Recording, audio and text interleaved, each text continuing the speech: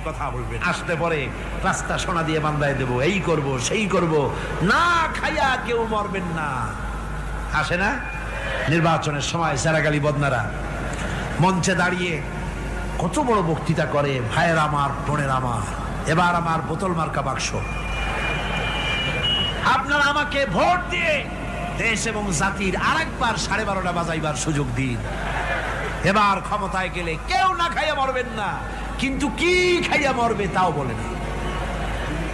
এর মানে প্রতি অর্থ হচ্ছে এই, ওরা যদি ক্ষমতায় যেতে পারে তাহলে বিষ খাইয়া হোক, গুলি খাইয়া হোক, কিছু না কিছু খেয়ে মরতে হবে। একেবারে খালি পেটে মরলে গ্যাস্ট্রিক হওয়ার সম্ভাবনা আছে।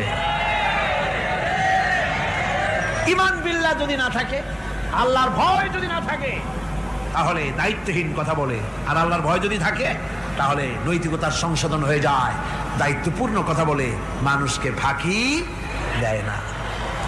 আমার বন্ধুগণ,